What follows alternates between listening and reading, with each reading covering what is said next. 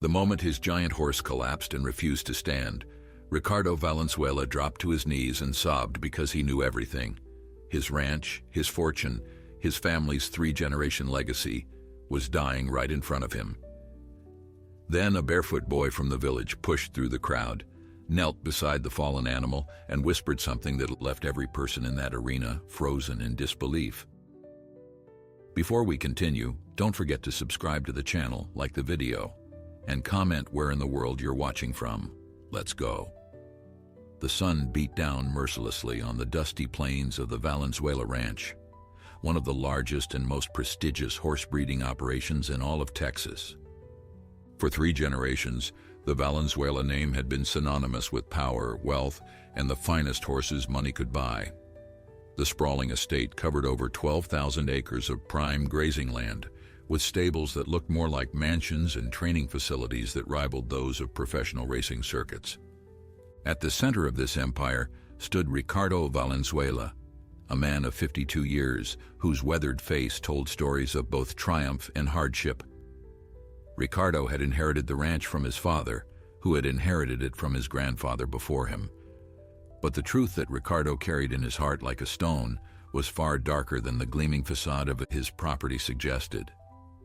The Valenzuela fortune, once seemingly inexhaustible, had dwindled to almost nothing over the past decade. Bad investments, a series of droughts that had devastated his breeding program, and a costly divorce had stripped away nearly everything. The banks circled like vultures, and creditors called daily demanding payments that Ricardo simply could not make. The only thing standing between Ricardo and complete financial ruin was a single horse, a magnificent draft horse named Titan. Titan was unlike any horse the region had ever seen. Standing at an astounding 19 hands high and weighing close to 2,500 pounds, he was a true giant among horses. His coat was as black as midnight, gleaming in the sunlight like polished obsidian. His massive frame was pure muscle, developed through years of careful breeding and meticulous training. The horse had been specifically bred for pulling competitions, and he had never lost a single contest. His strength was legendary throughout the southwestern states, and wealthy ranchers and businessmen had offered fortunes to purchase him. But Ricardo knew that selling Titan outright would only provide temporary relief. Instead, he had bet everything on a different strategy. A consortium of investors from Mexico City had approached Ricardo with a proposition that seemed almost too good to be true. They wanted to establish a breeding program using Titan as the primary stud, combining his genetics with their finest mares to create a new line of super draft horses. The contract they offered was worth $12 million over 5 years, enough to pay off all of Ricardo's debts and restore the ranch to its former glory. There was only one condition. Titan had to pass a rigorous physical examination and demonstrate his legendary strength in a public pulling competition. The examination and competition were scheduled for the following week, and the investors were already on their way to the ranch to witness the event that would seal the deal. But fate, as it so often does, had other plans. It was early morning when the tragedy struck. Ricardo had been in his office going over the final details of the contract when he heard the commotion from the training grounds. The shouts of his workers, the frantic neighing of horses, and the unmistakable sound of something large hitting the ground sent ice through his veins. He ran faster than his aging body should have allowed, his heart pounding with a premonition of disaster. When he reached the training corral, his worst fears were confirmed. Titan lay on the dusty ground, his massive body heaving with labored breaths. The chains that had been used for his training exercises were tangled around his legs, and despite the efforts of several ranch hands, the great horse could not rise. One of the workers, a young man named Hector, rushed to Ricardo with panic in his eyes. Something was terribly wrong. The horse had been performing a routine pulling exercise when he suddenly stumbled and collapsed. They had tried everything to get him back on his feet, but the giant seemed to have lost all strength in his legs. Ricardo fell to his knees beside his prized horse, his hands trembling as he touched Titan's neck. The horse's breathing was shallow, his eyes rolling with pain and confusion. This could not be happening. Everything depended on this horse. Without Titan, there would be no contract, no money, no ranch. Ricardo would lose everything his family had built over 3 generations. He would lose the land where he had grown up, where his children had taken their first steps, where his father had drawn his last breath. He would lose his identity, his purpose, everything that made him who he was. The ranch veterinarian, Dr. Morales, arrived within minutes. He was an older man with kind eyes and steady hands, a professional who had seen every manner of equine ailment during his 40 years of practice. He examined Titan carefully, checking his vital signs, palpating his legs, and observing the way the horse held his body. The diagnosis was grim. The horse appeared to be suffering from severe muscle exhaustion combined with possible spinal compression. Whether it was caused by overwork, a sudden injury, or an underlying condition that had gone undetected, Dr. Morales could not say for certain without more extensive tests. What he could say with certainty was that if Titan did not regain his ability to stand soon, the prolonged time on the ground would cause further complications. Large horses were not built to lie down for extended periods. Their own weight would begin to damage their internal organs. Ricardo felt tears streaming down his face, and he did not care who saw them. He was a proud man who had always maintained his composure in the face of adversity, but this was too much. He covered his face with his hands, his shoulders shaking with silent sobs. Around him, his workers stood in shocked silence, their hats in their hands, not knowing what to say or do. The mighty Ricardo Valenzuela, the man who had always seemed invincible, was broken before their eyes. Word of Titan's collapse spread quickly through the ranch and into the nearby town.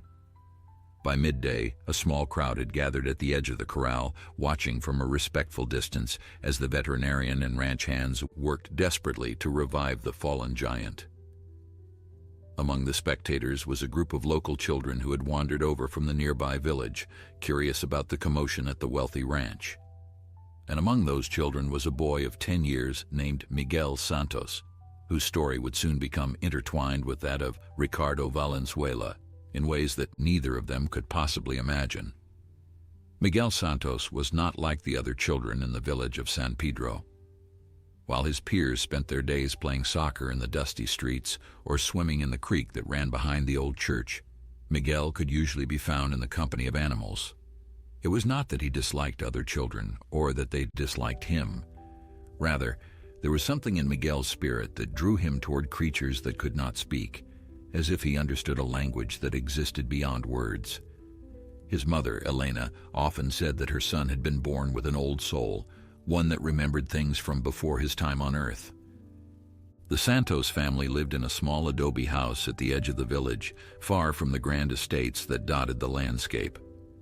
Miguel's father had died when the boy was only 3 years old, killed in a construction accident while working on one of the wealthy ranchers' properties.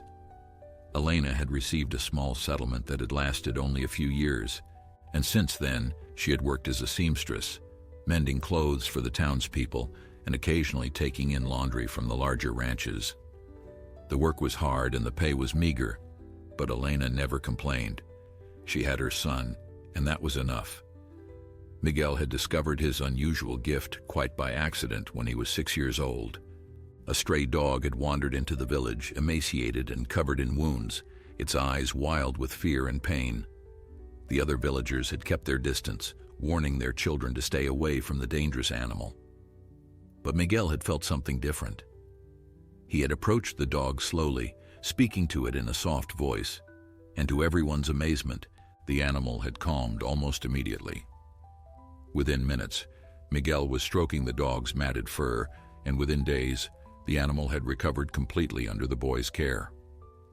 That dog, whom Miguel named Sombra, had become his constant companion, following him everywhere he went. Since then, Miguel had helped countless animals in the village. He had nursed sick chickens back to health when their owners had already resigned themselves to their loss. He had calmed frightened horses during thunderstorms, when even experienced handlers could not approach them. He had found lost cattle and guided them home, seemingly communicating with them in a way that defied explanation. The villagers spoke of Miguel with a mixture of wonder and superstition. Some said he was blessed by the saints, while others whispered that his abilities were something more mysterious, something that should not be examined too closely. On this particular day, Miguel had been helping his mother deliver a basket of mended clothes to a family on the outskirts of town when he heard the news about the fallen horse at the Valenzuela ranch. The other children were excited by the drama, chattering among themselves about the famous Titan and the wealthy rancher who owned him. But Miguel felt something else, a pull in his chest that he had learned to recognize over the years. It was the same feeling he experienced whenever an animal was in distress, a kind of silent calling that he could not ignore. Without telling his mother where he was going, Miguel slipped away from the group and made his way toward the ranch. The journey took nearly an hour on foot, but the boy did not mind. Sombra trotted alongside him, her brown eyes watchful and alert. As they approached the massive iron gates of the Valenzuela property, Miguel could see the crowd gathered in the distance and the unmistakable shape of a large horse lying on the ground. His heart ached with a pain that was not his own, and he quickened his pace. The ranch workers paid little attention to the skinny boy in worn clothes who slipped through the fence and made his way toward the corral. They were too focused on Titan, too consumed by their own worry and helplessness. Dr. Morales had administered several injections, but the horse showed no improvement. His breathing had become more labored, and his massive body seemed to sink deeper into the dust with each passing hour. Ricardo sat beside his horse, holding Titan's great head in his lap, whispering words of encouragement that seemed to fall on deaf ears. Miguel stopped at the edge of the corral, his small hands gripping the wooden rails as he stared at the scene before him. The horse was magnificent, even in his fallen state. Miguel had never seen such a large animal, and for a moment he was overwhelmed by the sheer size of the creature. But then his eyes met Titan's, and everything else faded away. In that gaze, Miguel saw pain, confusion, and something else, something that looked very much like the surrender. The horse had given up. He had accepted his fate, and no amount of medicine or human intervention would change that. It was then that Ricardo Valenzuela noticed the boy. Through his tear-blurred vision, he saw a thin child standing at the fence, staring at Titan with an intensity that seemed almost unnatural. Anger flared in Ricardo's chest. This was no place for curious children. This was a private tragedy, not a spectacle for the entertainment of village peasants. He was about to order his workers to remove the boy when something stopped him. Perhaps it was the expression on Miguel's face, a look of deep compassion mixed with quiet determination. Perhaps it was simply exhaustion clouding his judgment. Whatever the reason, Ricardo said nothing and turned his attention back to his dying horse. Miguel did not wait for permission. He ducked under the fence rails and walked slowly toward the fallen giant, his bare feet making no sound in the dust. One of the workers moved to intercept him, but Dr. Morales held up his hand, curious to see what the boy would do. There was something about the child's demeanor that commanded attention, a sense of purpose that seemed far too mature for his young years. When Miguel reached Titan's side, he knelt down in the dirt, ignoring the wealthy rancher who sat just a few feet away. He placed his small hand on the horse's neck, feeling the faint pulse beneath the warm skin. Then he leaned close to Titan's ear and began to whisper. The words were too soft for anyone else to hear, spoken in a gentle rhythm that rose and fell like a lullaby. Ricardo watched in bewildered silence, not knowing whether to laugh at the absurdity or weep at the desperation of his situation. A poor village boy whispering to a horse as if that could somehow undo the damage that modern medicine could not repair. It was madness. But then something extraordinary happened. Titan's ear twitched. It was a small movement, almost imperceptible. But to those who had been watching the horse lie motionless for hours, it was as significant as a thunderclap. Miguel continued to whisper, his lips moving against the coarse hair of the horse's ear, his eyes closed in concentration. His free hand moved slowly along Titan's neck, tracing patterns that seemed random but carried an intention known only to the boy. The massive horse's breathing, which had been shallow and labored, began to deepen and steady. Ricardo leaned forward, hardly daring to believe what he was witnessing. Dr. Morales stepped closer, his professional skepticism warring with the evidence of his own eyes. The ranch workers exchanged glances of disbelief, some crossing themselves instinctively.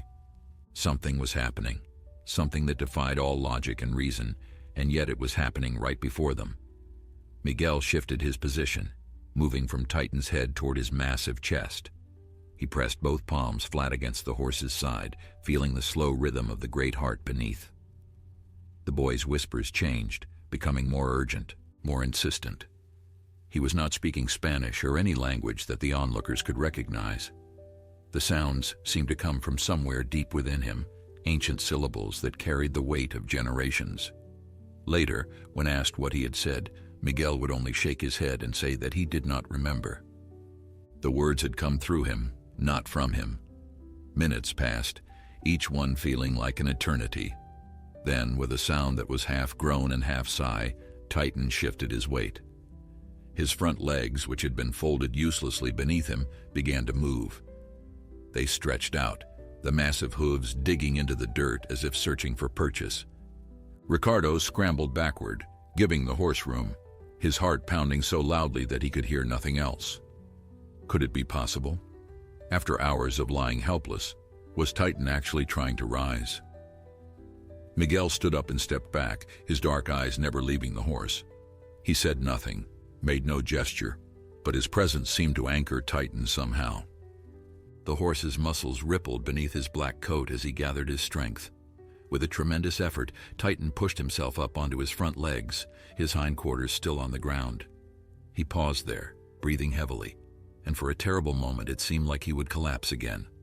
But Miguel moved forward and placed his hand on the horse's nose, and something passed between them, some silent communication that gave Titan the courage to continue.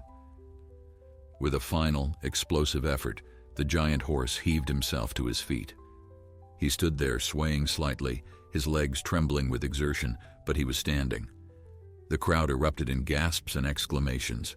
Dr. Morales rushed forward to examine the horse, his hands shaking as he checked vital signs that had seemed hopeless just minutes before. Ricardo remained on his knees in the dust, tears streaming down his face, staring at Miguel as if the boy were an angel descended from heaven itself. The examination that followed was thorough and careful. Dr. Morales could find no explanation for Titan's sudden recovery. The muscle weakness that had seemed so severe had somehow resolved. The suspected spinal compression showed no signs in the horse's movement or posture. By all medical standards, Titan should still be lying on the ground, his condition deteriorating with each passing hour. Instead, he was standing, alert, and showing interest in the water bucket that one of the workers had placed nearby. Ricardo rose slowly to his feet, his knees aching from kneeling so long on the hard ground. He approached Miguel, who was now standing quietly beside Sombra, looking small and somehow exhausted. The rancher towered over the boy, his expensive boots and tailored shirt a stark contrast to Miguel's worn sandals and patched clothing. For a long moment, neither of them spoke. Then Ricardo did something that surprised everyone present, including himself. He dropped to one knee, bringing himself to the boy's eye level, and took Miguel's small hand in both of his own. "What did you do?" Ricardo's voice was hoarse, barely above a whisper. "How did you save my horse?" Miguel looked at the wealthy rancher with eyes that seemed far too old for his young face. "I did not save him, senor. I only reminded him that he wanted to live. Sometimes the body forgets what the spirit knows. He was carrying too much pain, not just his own. He needed someone to help him let it go." Ricardo did not understand the words, but he understood their meaning in a way that bypassed his rational mind. He thought of all the pressure he had placed on Titan over the years, pushing the horse to train harder, to compete more often, to prove his worth again and again. He thought of his own desperation, his fear of losing everything, and how that fear might have transferred itself to the sensitive animal who had served him so faithfully. For the first time in many years, Ricardo felt ashamed. The crowd had grown larger now, word of the miracle spreading through the ranch and into the town beyond.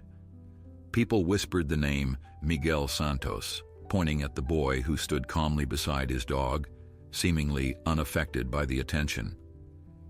Elena Santos arrived breathless and frightened, having heard that her son had wandered onto the Valenzuela property.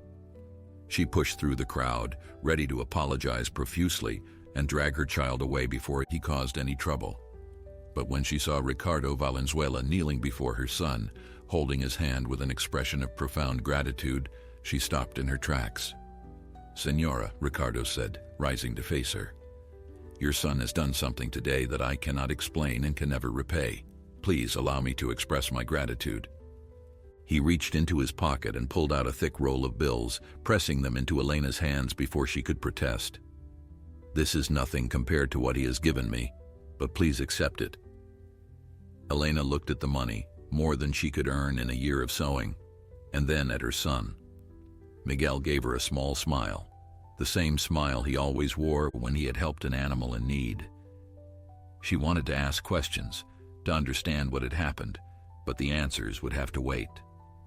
For now, it was enough to know that her boy had done something good. The days that followed Titan's miraculous recovery were unlike any the Valenzuela ranch had ever seen. News of what had happened spread far beyond the borders of the property, carried by the tongues of workers, visitors, and townspeople who had witnessed the event or heard about it from those who had. The story grew with each telling, as such stories do, until Miguel Santos became something of a legend in the region. Some called him a healer, others a saint in the making. The more skeptical dismissed the whole affair as coincidence or exaggeration. But those who had been there, who had seen Titan lying helpless on the ground and then watched him rise at the touch of a poor boy's hand, knew that they had witnessed something extraordinary. Ricardo Valenzuela found himself unable to stop thinking about Miguel. The rancher had always been a practical man, one who believed in hard work, good breeding, and the power of money to solve most problems. He had little patience for superstition or folk remedies, preferring the cold certainty of science and modern medicine. But what he had witnessed in that dusty corral had shaken the foundations of everything he thought he knew. He replayed the scene in his mind constantly, seeing Miguel's small hands on Titan's neck, hearing the strange whispered words, watching the impossible happen before his eyes. 3 days after the incident, Ricardo made a decision that would change the course of multiple lives. He drove his truck to the village of San Pedro, navigating the narrow streets until he found the small adobe house where the Santos family lived. Elena was outside hanging laundry when the expensive vehicle pulled up, and her heart immediately began to race. Wealthy ranchers did not visit homes like hers unless there was trouble. She wiped her hands on her apron and approached cautiously, her mind already preparing apologies for whatever offense her son might have caused. But Ricardo's expression was not angry. If anything, he looked nervous, uncertain, like a man about to ask for something he was not sure he deserved. He removed his hat as he approached Elena, a gesture of respect that surprised her. "Senora Santos," he began, his voice uncharacteristically hesitant, "I have come to make a proposition. I hope you will hear me out before you decide." Elena nodded slowly, her curiosity overcoming her apprehension. Miguel appeared in the doorway of the house, Sombra at his side as always, watching the scene with quiet interest. Ricardo glanced at the boy and felt again that strange sense of awe that had gripped him in the corral. There was something about Miguel that commanded attention, a presence that seemed too large for his small body. Ricardo explained his situation with a frankness that he rarely showed to anyone, let alone a seamstress from the village. He told Elena about his debts, about the contract with the Mexican investors, about how everything depended on Titan's health and performance in the upcoming competition. He admitted that despite the horse's apparent recovery, he was terrified that something would go wrong again. Titan seemed healthy, but the fear of another collapse haunted Ricardo's every waking moment. The investors were arriving in 4 days, and if anything happened to the horse before or during the demonstration, Ricardo would lose everything. "What I am asking," Ricardo said, his eyes moving from Elena to Miguel and back again, "is for your son to stay at the ranch until after the competition. I want him near Titan, watching over him. I know it sounds foolish. I know there's no logical reason to believe that a boy can do what doctors cannot. But I saw what happened with my own eyes, and I am not too proud to admit that I need help. I will pay you well, more than you could earn in several years of work.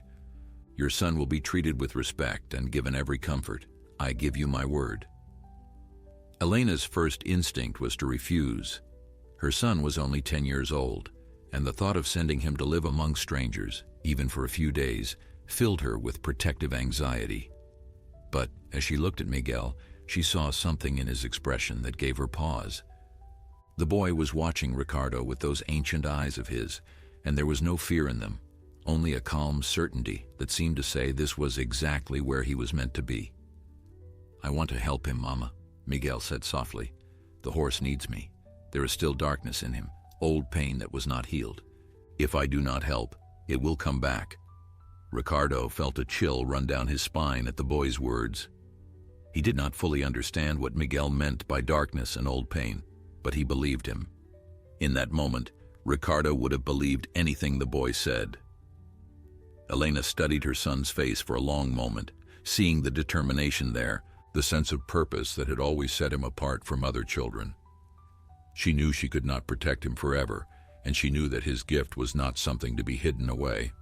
Perhaps this was his destiny, or at least a step along the path toward it. "Very well," she said finally, her voice steady despite the fear in her heart. "But I will come to the ranch each day to see him. And if he tells me he wants to come home, you will bring him back immediately, no matter what is happening with your horse or your contract." Ricardo agreed without hesitation, and within the hour, Miguel found himself riding in the passenger seat of the rancher's truck. Sombra curled up at his feet, watching the landscape change from humble village to sprawling estate. The boy showed no sign of nervousness or excitement. He simply looked out the window with that characteristic calm, as if he had always known this moment would come. When they arrived at the ranch, Ricardo personally escorted Miguel to the stables where Titan was kept. The massive horse stood in an oversized stall, his black coat gleaming from the careful grooming he received daily. When he saw Miguel approaching, Titan lifted his great head and nickered softly, a sound of recognition that made the nearby workers stop and stare. The bond that had been formed in those desperate moments in the corral had not been forgotten. Horse and boy regarded each other with mutual understanding.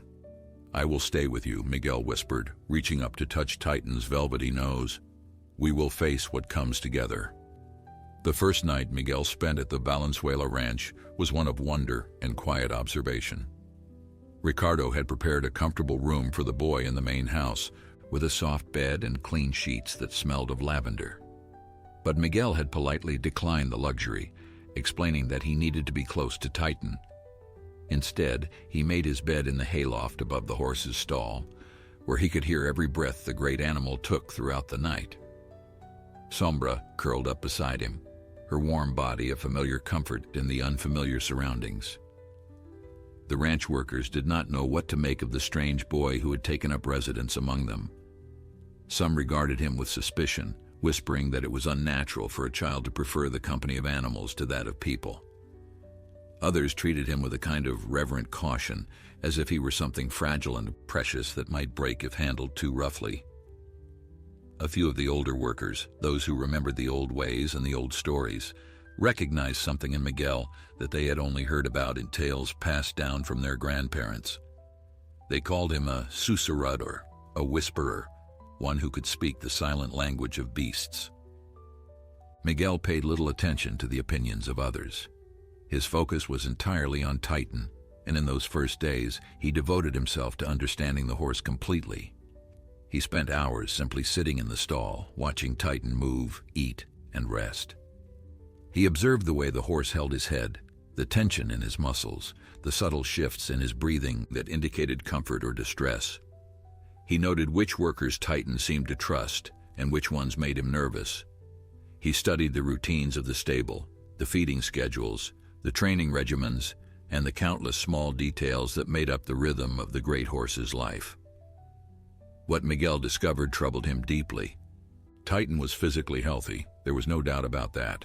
His muscles were strong, his appetite was good, and he moved with the power and grace that had made him famous throughout the region. But beneath that magnificent exterior, Miguel sensed something darker. There was a weariness in Titan's spirit, a heaviness that had nothing to do with his massive body. The horse had been pushed too hard for too long, asked to carry burdens that went beyond the chains and weights of his pulling competitions. He had absorbed the anxiety and desperation of his owner, the pressure to perform, the fear of failure. These invisible weights were crushing him from the inside. On the second day, Miguel asked to speak with Ricardo privately. The rancher, who had been checking on the boy obsessively since his arrival, agreed immediately and led Miguel to his study. The room was filled with trophies and ribbons, photographs of Titan in various competitions, and framed certificates of championship victories. Ricardo gestured for Miguel to sit, but the boy remained standing, his expression serious. "Señor Valenzuela," Miguel began, his voice carrying a maturity that belied his years, "I need to tell you something, and I need you to listen carefully. Your horse is suffering, not in his body but in his heart. He feels everything you feel. When you are afraid, he is afraid. When you are desperate, he carries that desperation. The collapse in the corral was not just a physical failure, it was his spirit breaking under the weight of your expectations." Ricardo felt as if he had been struck. He opened his mouth to protest, to defend himself, but the words died in his throat. The boy's dark eyes held no accusation, only truth, and Ricardo found that he could not look away from them. He thought about the past months, the sleepless nights, the constant worry about money and creditors and the future. He thought about how he had driven Titan harder and harder, demanding more from the horse as his own situation grew more desperate. He had never considered that his emotional state might affect the animal. Horses were beasts of burden, bred for work. They did not feel human emotions, or so he had always believed. "What would you have me do?" Ricardo asked, his voice barely above a whisper. "Everything depends on this competition. If Titan does not perform, I lose the ranch. I lose everything my family has built. How can I not be afraid?" Miguel walked to the window and looked out at the pastures, where several horses grazed peacefully in the afternoon sun. "You cannot stop being afraid," he said thoughtfully. "Fear is natural when something precious is threatened, but you can choose what to do with that fear. Right now, you are giving it to Titan, asking him to carry it for you. Instead, you must learn to carry it yourself and show him that even when you are afraid, you still love him. He needs to know that he is more than just a tool to save your ranch. He needs to know that you value him for who he is, not just for what he can do." The words struck Ricardo with unexpected force. He thought about his relationship with Titan over the years, and he realized with shame that Miguel was right. He had always seen the horse as an asset, a valuable piece of property that could generate income and prestige. He had never truly connected with Titan as a living being with his own needs and feelings. The horse had given him everything, and Ricardo had given nothing in return except demands and pressure. Over the following days, Miguel guided Ricardo in a new way of relating to Titan. He encouraged the rancher to spend time with the horse without any agenda, simply being present and offering affection. He taught Ricardo to recognize the subtle signals that indicated Titan's emotional state, the position of his ears, the softness of his eyes, the rhythm of his breathing. He showed him how to approach the horse with calm energy, leaving his worries and fears outside the stable door. At first, Ricardo felt foolish. He was a grown man, a successful rancher, taking lessons from a 10-year-old boy about how to interact with his own horse. But as the days passed, he began to notice changes. Titan seemed more relaxed in his presence, more willing to approach him and accept his touch. The tension that had always existed between them began to dissolve, replaced by something warmer, something that felt almost like friendship. And Ricardo, despite his ongoing financial fears, found a measure of peace that had eluded him for years. The morning of the third day brought unexpected visitors to the Valenzuela ranch. A convoy of 3 black vehicles appeared on the horizon, raising clouds of dust as they made their way down the long road that led to the main house. Ricardo, who had been in the stable with Miguel and Titan, felt his stomach clench with anxiety. The Mexican investors were not supposed to arrive until the day of the competition.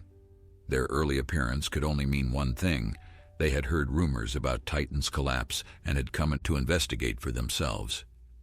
Ricardo hurried to greet the vehicles, straightening his shirt and composing his features into a mask of confident welcome. Miguel watched from the stable door, his hand resting on Titan's neck, feeling the horse's muscles tense in response to his owner's sudden stress. "Easy," Miguel whispered. "Whatever happens out there is not your burden to carry. You are strong, and you are ready." Titan's ear flicked toward the boy's voice, and slowly, the tension in his body began to ease.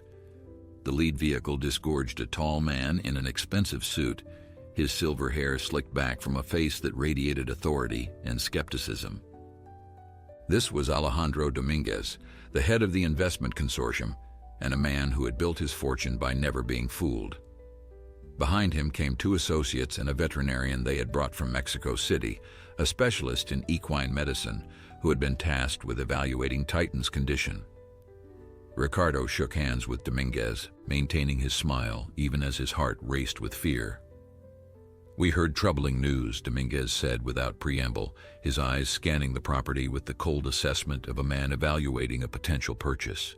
"They say your famous horse collapsed and could not rise for many hours. They say you had to call in some kind of folk healer to save him. Surely you understand why this concerns us, Senor Valenzuela. We are prepared to invest $12 million in a breeding program based on this animal. We need to know that our investment is sound." Ricardo began to explain, to minimize the incident, to assure Dominguez that everything was under control. But even as the words left his mouth, he knew they sounded hollow. The investor's expression remained unchanged, polite but unconvinced.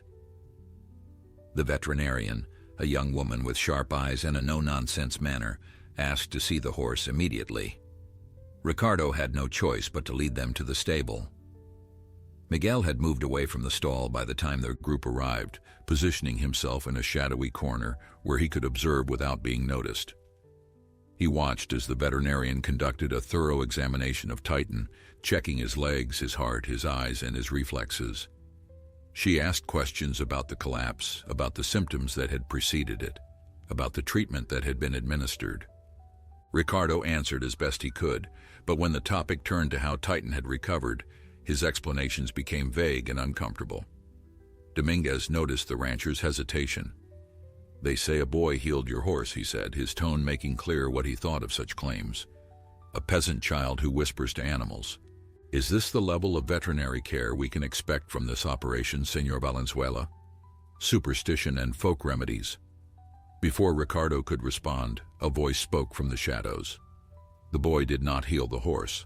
He only helped him find his own strength again." All eyes turned to Miguel, who stepped forward into the light with Sombra at his heels. The contrast between the ragged village boy and the wealthy investors in their tailored suits could not have been more stark. Dominguez raised an eyebrow, clearly unimpressed.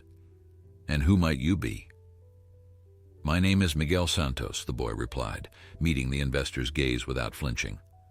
"I am the one they say healed the horse. But healing is not something one person does to another. It is something that happens when the spirit is ready to let go of what hurts it. Titan was carrying too much weight that did not belong to him. I helped him put it down, that is all." Dominguez exchanged a glance with his associates, a look that spoke of skepticism and barely concealed amusement. "This is charming, truly," he said, turning back to Ricardo. "But we are businessmen, not believers in fairy tales. Our veterinarian will complete her examination, and based on her findings, we will decide whether to proceed with the competition and the contract. I trust you have no objection." Ricardo nodded, feeling as if the ground were shifting beneath his feet. He had worked so hard to get to this point, had risked everything on this single opportunity, and now it seemed to be slipping away. The veterinarian continued her examination while Dominguez and his associates toured the facility, asking pointed questions about breeding records, training protocols, and medical histories. Through it all, Miguel remained quietly in the background, watching and listening.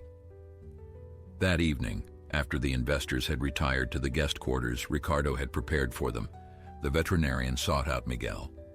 She found him in the hayloft above Titan's stall, sitting cross-legged on a bale of hay with Sombra curled beside him.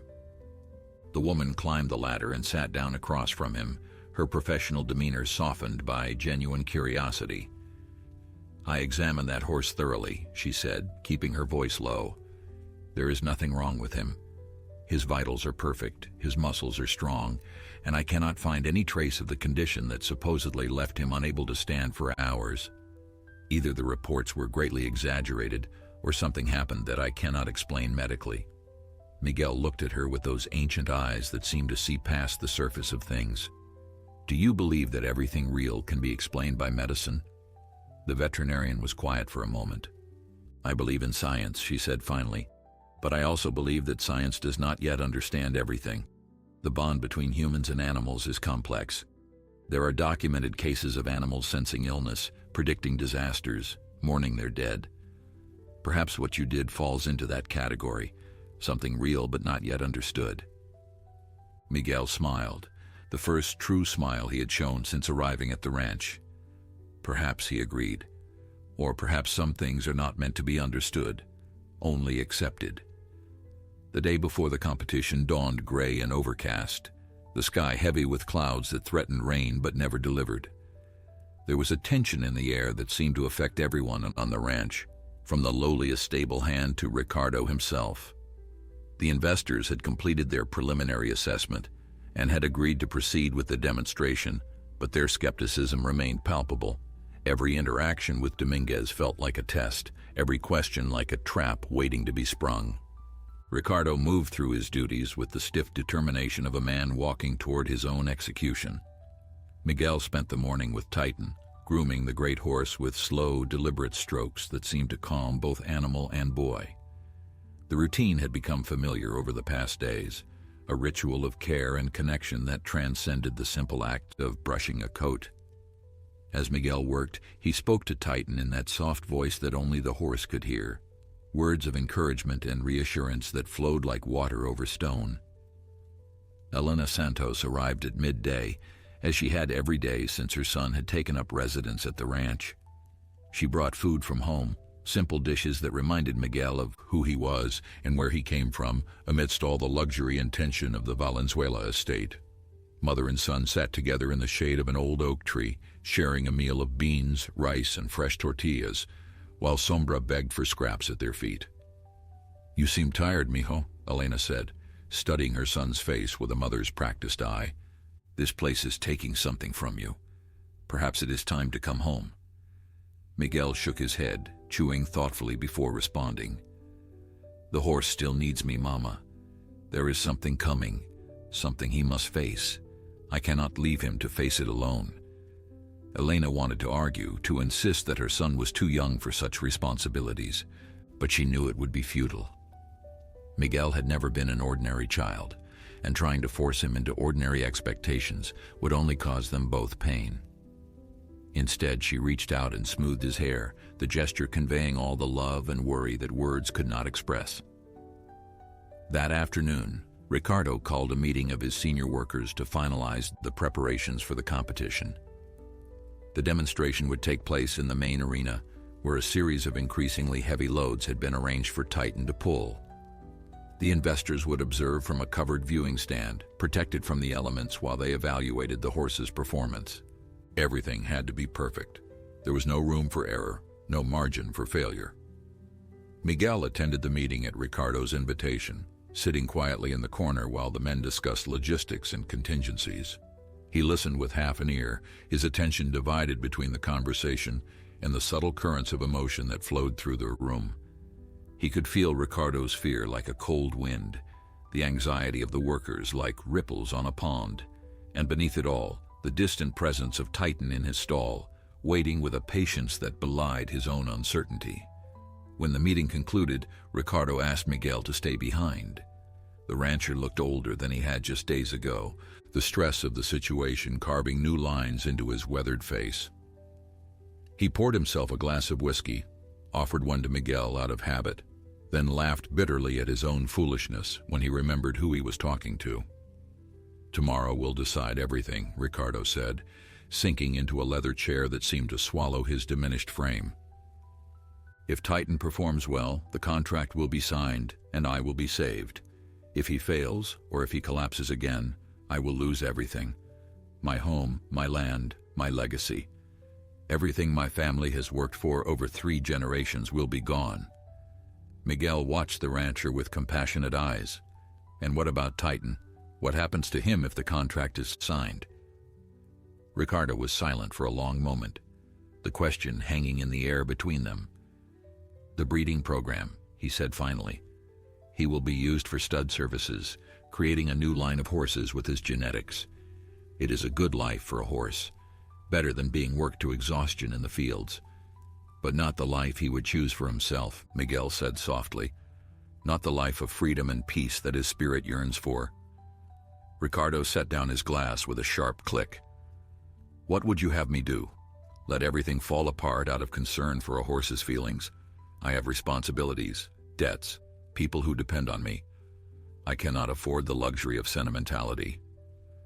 Miguel rose from his chair and walked to the window, looking out at the pastures where the sun was beginning its slow descent toward the horizon. I am not asking you to abandon your responsibilities, Senor Valenzuela. I'm asking you to consider what kind of man you want to be. You can save your ranch and still treat Titan with the respect he deserves. The two are not mutually exclusive. The word struck Ricardo with unexpected force, echoing something his own father had told him many years ago. The old man had been a hard worker, but a fair one, treating his animals and his employees with equal dignity. Somewhere along the way, in the scramble to maintain the family fortune, Ricardo had lost sight of those values. He had become so focused on what he might lose that he had forgotten what truly mattered. That night, Ricardo did something he had not done in years. He went to the stable alone, without workers or veterinarians or investors watching his every move. He entered Titan's stall and sat down in the hay, letting the great horse approach him on his own terms. For a long time, neither of them moved. Then, slowly, Titan lowered his massive head and rested it against Ricardo's shoulder. I am sorry, Ricardo whispered, his voice cracking with emotion. I am sorry for all the weight I have placed on you. I am sorry for seeing you as a means to an end rather than a friend. Whatever happens tomorrow, I want you to know that you are more than just a horse to me. You are part of my family. In the hayloft above, Miguel smiled in the darkness. The first step toward healing had been taken. Now they would face the challenge together, not as owner and property, but as partners bound by something deeper than contracts and money. The morning of the competition arrived with a clarity that seemed almost supernatural. The clouds that had threatened rain for days had vanished overnight, replaced by a sky of brilliant blue that stretched endlessly in every direction. The sun rose golden and warm, casting long shadows across the arena where Titan would soon demonstrate his legendary strength. It was as if the weather itself had decided to cooperate, to provide the perfect stage for what was about to unfold. The ranch buzzed with activity from the earliest hours. Workers scurried about, making final adjustments to the arena, checking the weights that would be used in the demonstration, ensuring that every detail was perfect.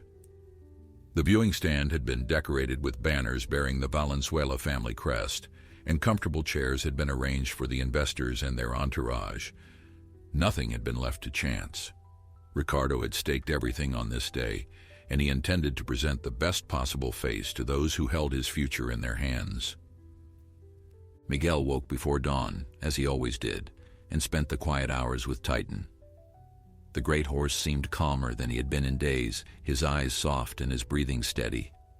Whatever anxiety had plagued him before seemed to have lifted, replaced by a quiet confidence that Miguel recognized as the true spirit of the animal finally emerging. The boy pressed his forehead against Titan's neck and closed his eyes, feeling the powerful heartbeat beneath the warm skin. You are ready, Miguel whispered. You are strong and brave and true. Whatever happens today, remember that you are loved, not for what you can do, but for who you are. Titan nickered softly in response, his breath warm against Miguel's hair. The bond between them had deepened over the past days, forged in moments of quiet connection and unspoken understanding. Miguel knew that he could not stay at the ranch forever, that eventually he would have to return to his normal life in the village. But this bond would remain, a thread of connection that distance could not sever. The investors arrived at the arena precisely at 10 o'clock, their punctuality a reflection of the business-like approach they brought to everything. Dominguez led the group, his silver hair gleaming in the sunlight, his expression as unreadable as ever. The veterinarian walked beside him, her clipboard ready to record observations that would influence the final decision. Behind them came the associates, the lawyers, the accountants, all the machinery of wealth and power that would determine whether Ricardo's empire would survive or crumble. Ricardo greeted them with handshakes and forced smiles, playing the role of confident host, even as his stomach churned with anxiety. He had dressed in his finest clothes, the traditional attire of a Mexican rancher, hoping to project an image of success and stability. But beneath the polished exterior, he was terrified. One misstep, one moment of weakness from Titan, and everything would be over. Miguel watched from the edge of the arena, standing beside Elena, who had come to witness the event that had consumed her son's attention for the past week. Sombra sat at their feet, her brown eyes tracking the movements of horses and humans with equal interest. The boy's face was calm, but his mother could see the tension in his shoulders, the way his hands clenched and unclenched at his sides. The demonstration began with a display of Titan's basic abilities. Workers led the massive horse through a series of exercises designed to showcase his obedience, his coordination, and his raw physical power. Titan performed flawlessly, responding to commands with precision, moving his enormous body with a grace that seemed almost impossible for a creature of his size. The investors nodded appreciatively, making notes on their tablets and whispering among themselves. Then came the main event, the pulling competition. A series of weighted sleds had been arranged in the arena, each one heavier than the last. Titan would be harnessed to each sled in turn, attempting to pull it across a marked distance within a specified time. The final sled, loaded with nearly 3 tons of weight, was considered the ultimate test. No horse in the region had ever successfully pulled such a load. If Titan could do it, his reputation would be cemented, and the contract would almost certainly be signed. The first few sleds posed no challenge. Titan pulled them easily, his massive muscles rippling beneath his gleaming coat, his hooves digging into the packed earth with each powerful stride. The crowd that had gathered to watch cheered with each successful pull, their excitement building as the weights increased. Ricardo allowed himself a small smile, hope beginning to flicker in his chest for the first time in months. But as the workers prepared the final sled, Miguel felt a shift in the atmosphere. He could not explain how he knew, but something was wrong. His eyes scanned the arena, searching for the source of his unease, and finally landed on one of the workers adjusting the harness on Titan's back.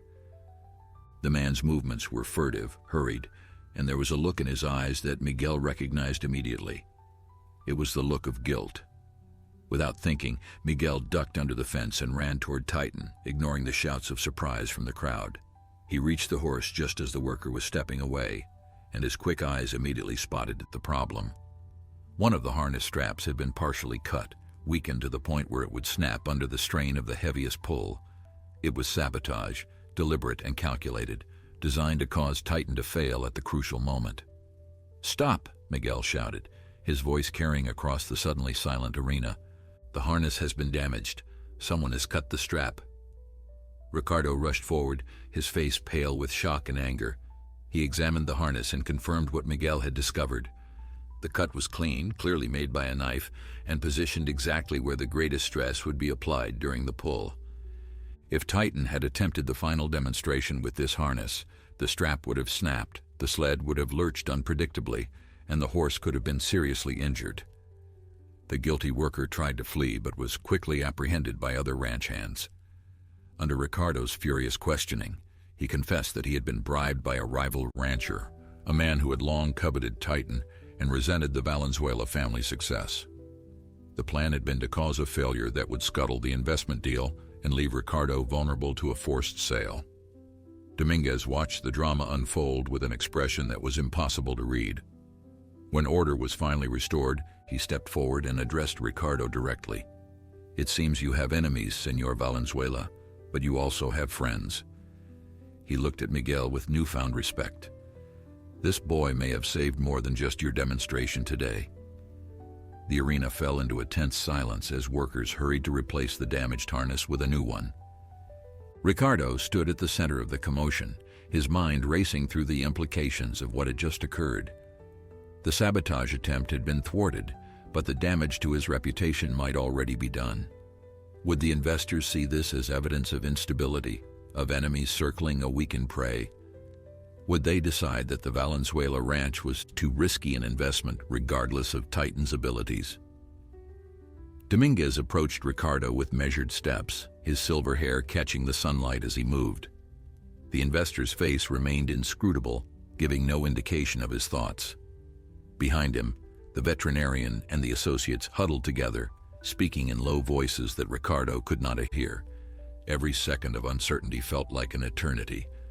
"Senor Valenzuela," Dominguez began, his voice calm and deliberate, "what we have witnessed today is troubling. Sabotage suggests that there are those who wish to see you fail, and where there are enemies, there is risk." However, he paused, letting the word hang in the air. "What we have also witnessed is something far more valuable. We have seen loyalty. We have seen a boy with no stake in your success risk himself to protect your horse. We have seen workers who genuinely care about this ranch and its animals. These are not things that money can buy." Ricardo hardly dared to breathe. He glanced at Miguel, who had returned to Titan's side and was stroking the horse's neck with gentle reassurance. The boy seemed oblivious to the momentous conversation taking place just meters away, his entire focus devoted to calming the animal who had nearly been betrayed.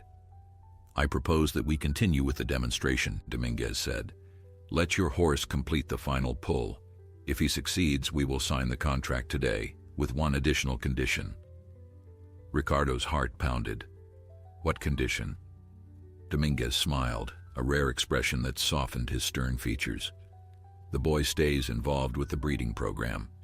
Whatever gift he possesses, it is clearly valuable. I want him to oversee the welfare of the horses we produce. He will be compensated generously, of course, and his family will be provided for. But his presence is now part of the deal." Ricardo turned to look at Miguel, seeing the small figure in worn clothes standing beside the massive black horse. A week ago, he would have dismissed the idea as absurd. A village boy with no formal education, no credentials, no experience in the business of horse breeding. But Ricardo was no longer the man he had been a week ago. He had seen things that defied explanation, had felt changes within himself that he could not articulate.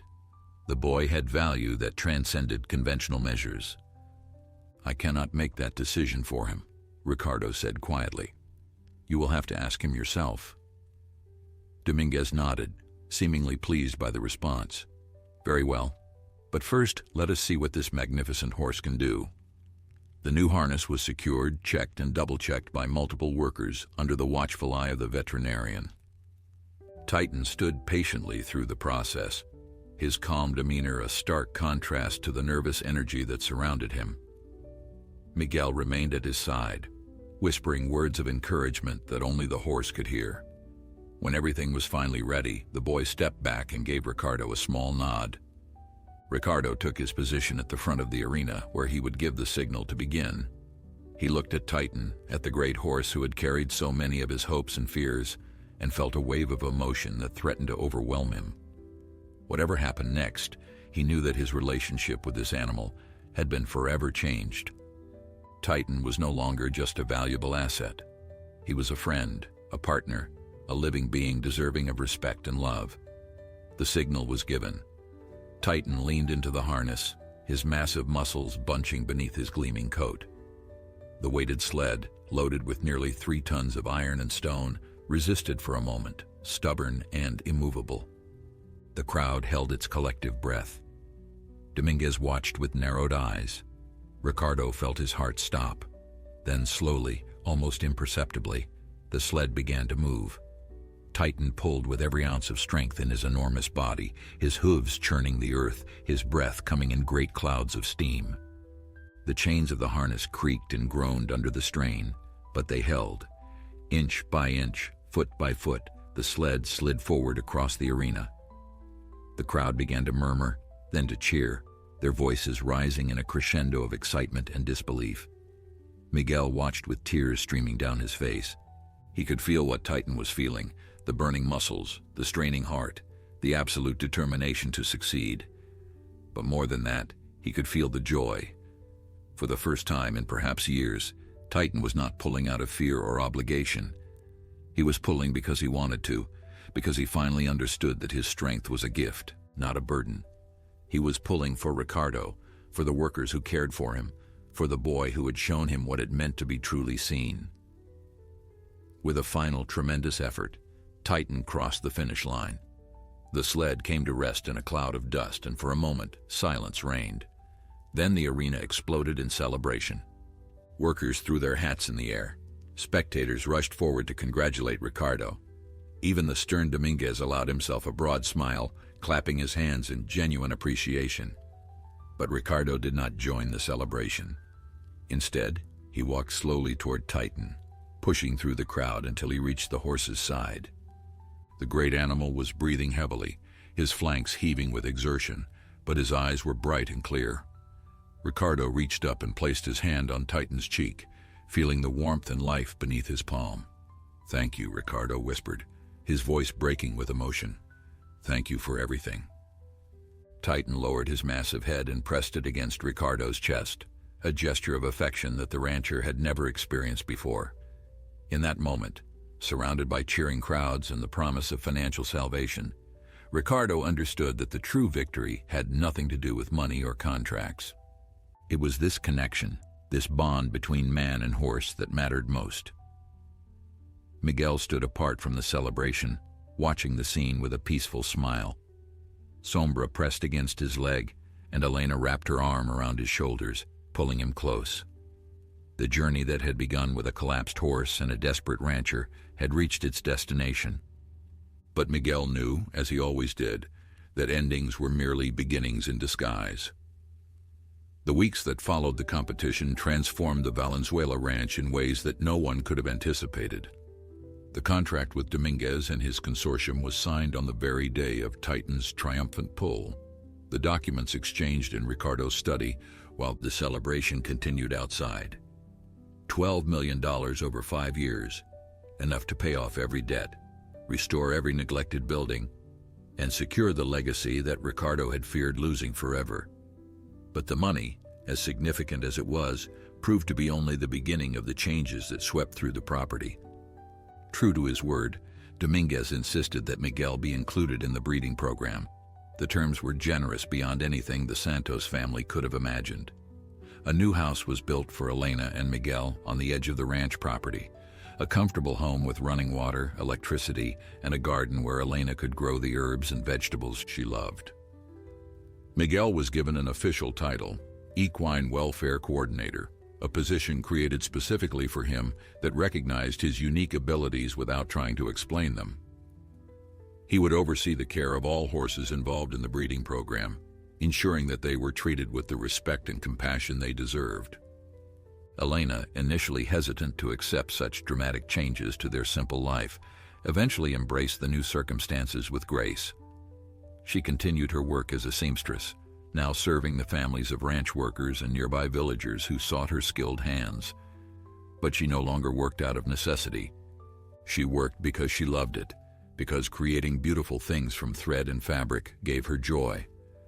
The worry that had lined her face for so many years began to fade, replaced by a contentment that came from knowing her son was safe, valued, and fulfilling his purpose. Miguel himself changed little, despite his new status. He still woke before dawn, still spent his mornings with the horses, still spoke to them in that soft voice that seemed to unlock something deep within their spirits. Sombra remained his constant companion, aging gracefully alongside her young master, her brown eyes still bright with the intelligence and loyalty that had characterized her from the beginning. The other workers on the ranch, who had once viewed Miguel with suspicion or superstition, came to accept him as one of their own. They sought his advice on difficult horses, asked for his help when animals fell ill, and treated him with the respect due to someone who had earned his place through deeds rather than words. Titan's story became legend throughout the region and beyond. The great black horse who had collapsed and risen again, saved by a poor boy's whispered words, captured the imagination of people who had never set foot on the Valenzuela ranch. Journalists came to write articles, photographers came to capture images, and curious visitors came simply to see the magnificent animal who had defied death and pulled 3 tons of weight across an arena. Through it all, Titan remained calm and dignified, accepting the attention with the patience of a creature who understood his own worth. But the horse's greatest joy was not the fame or the admiration. It was the quiet moments he shared with those who truly loved him. Ricardo visited the stable every day now, not to check on an asset or evaluate a performance, but simply to spend time with his friend. The rancher would sit in the hay, talking to Titan about everything and nothing, sharing his thoughts and feelings with an openness he had never shown to any human being. The bond between them deepened with each passing day, a living testament to the transformation that had occurred in Ricardo's heart. Miguel often joined these sessions, sitting quietly beside Ricardo while Titan dozed contentedly nearby. The unlikely trio, a wealthy rancher, a poor village boy, and a giant horse, had become a family of sorts, connected by experiences that had changed them all. They rarely spoke of the competition, or the sabotage attempt, or the desperate days when everything had seemed lost. Those memories belonged to the past, and the future stretched before them like an open road full of possibility and promise. The breeding program exceeded all expectations. The foals produced by Titan and the consortium's mares inherited their father's strength and their mother's grace, creating a new generation of horses that combined the best qualities of both lineages. Miguel oversaw each birth, welcoming the new arrivals with the same gentle care he had shown to Titan. Under his guidance, the young horses grew strong and healthy, their spirits unburdened by the pressures that had once weighed so heavily on their legendary sire. As the years passed, the Valenzuela Ranch became known not only for its exceptional horses, but also for its ethical treatment of animals. Visitors remarked on the contentment visible in every creature on the property, from the majestic horses in the paddocks to the humble chickens in the yard. Ricardo, once driven solely by profit and prestige, had become an advocate for animal welfare, speaking at conferences and writing articles about the importance of treating livestock with compassion. He credited Miguel with opening his eyes, with showing him that true success could not be measured in dollars alone. Miguel grew into a young man, his slight frame filling out, his voice deepening, but his essential nature remaining unchanged. He never lost the gift that had set him apart from childhood, the ability to communicate with animals in ways that defied explanation. Scientists and researchers occasionally visited, hoping to study his abilities, but Miguel politely declined their invitations. Some things, he believed, were not meant to be dissected and analyzed. Some things simply were. On quiet evenings, when the sun painted the sky in shades of orange and gold, Miguel would walk to Titan's paddock and lean against the fence, watching the old horse graze peacefully in the fading light. Titan was no longer the powerful competitor he had once been. His muscles had softened with age, his step had slowed, and his black coat was now streaked with gray. But his eyes still held that spark of recognition when he saw the boy who had saved him, and he would always amble over to press his great head against Miguel's shoulder. "We have come a long way, my friend," Miguel would whisper on those evenings, stroking the velvet nose that had once belonged to the most famous horse in the region. "And we still have far to go, together." The horse would nicker softly in response, and the two of them would stand there in comfortable silence, watching the sun set on another perfect day. Their story, born from desperation and nurtured by love, had become something eternal, a reminder that even in the darkest moments, hope could rise again,